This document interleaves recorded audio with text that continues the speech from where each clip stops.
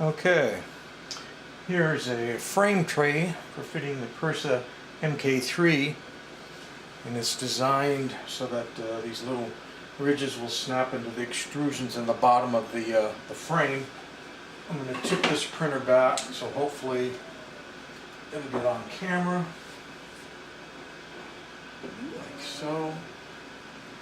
So you have the open extrusions in the frame. This is built to snap into those. As long as you have your wire routed into the grooves and out of the way like they show there. This curved area allows the wire to go through the front, and the back is made short so that that'll go in there. But I still start the piece in with the front going in first. And just pop these into the grooves. Like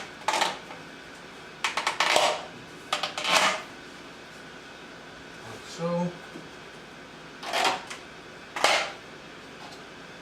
And let's go handheld here, and let's zoom back. So there you can see.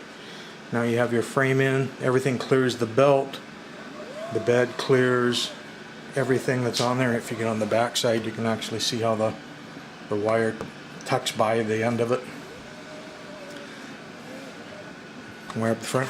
Allows a lot of room to put all the goodies in there that you normally have. For example, I keep my SD cards in there. Let's see, what else? Put my glue stick. I have run it with the glue stick in there, even with the bed at 90, seen it didn't melt the glue stick. I was a little afraid that maybe the heat from the bed might get to that, but it didn't have a problem with it. I even put, even though the cutters are a little wider, you just close them in, they'll snap in. There's the spatula that I always use. You can hold that in there. And if you had all your other tools, your Allen wrenches and stuff, you could dump those in there too. This time I printed this lowercase piece in PETG because I had this big roll left over from when I reprinted the new hot end parts. Figured, what am I going to use it for? So printed the tray in it, and it prints really well. Just remember, if you're printing PETG on this kind of a bed surface, you probably should cover it with glue stick first to keep it from sticking too well, because once that's stuck on there, you know, you're kind of screwed. So this is a more practical use of the space and the frame. Of course, the funny but practical ones that I've done in the past would have been the kitchen sink SD card holder, and totally is a joke, but again practical. I did the cup holder, and it'll hold any cup with a coin cubby. Put your tools in there too.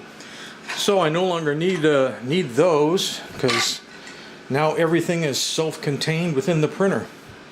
And when it's printing, you never need to get to those tools. You get to your cards and your other tools before you print, and even if you change filament, the bed will move back and this moves over to the side, so you can still get to your nippers or whatever you might need to change your filament. So seems like the optimal way to do everything. Everything's all in one piece now.